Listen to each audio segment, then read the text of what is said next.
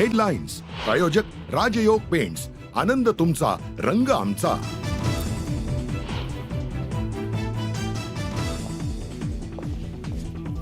खंडणीमध्ये अडथळा आणल्यानं संतोष देशमुखांची हत्या. वाल्मिक कराडच हत्येचा मास्टरमाइंड. कराडच्या सांगण्यावरनं सुदर्शन घुलेनं हत्या केल्याची आरोपपत्रातनं माहिती.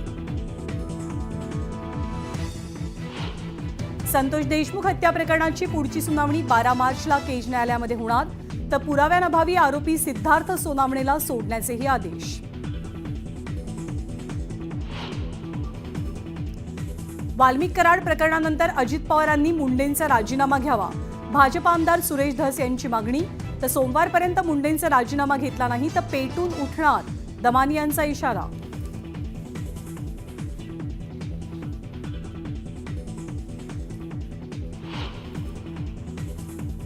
उद्या प्रशांत कोरटकर पत्रकार परिषद घेण्याची शक्यता.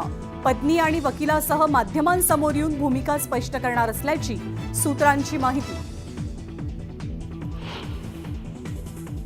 पुणे महानगरपालिकेचं सांस्कृतिक धोरण ठरवण्यासाठी तज्ज्ञ सल्लागार म्हणून वादग्रस्त राहुल सोलापूरकरची नियुक्ती. सोलापूरकरांच्या नावावरनं नवा वाद. कायद्यापुढे सगळेच सारखे, कुणी व्हीआयपी नाही. राहुल गांधींना कोर्टासमोर हजर व्हावंच लागेल. स्वातंत्र्यवीर सावरकरांच्या बदनामी प्रकरणी नाशिक कोर्टानं सुनावलं.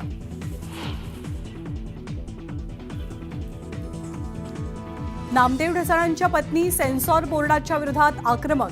अधिकाऱ्याला तातडीनं निलंबित करावं. मल्लिका अमरशेख यांची सरकारकडे मागणी.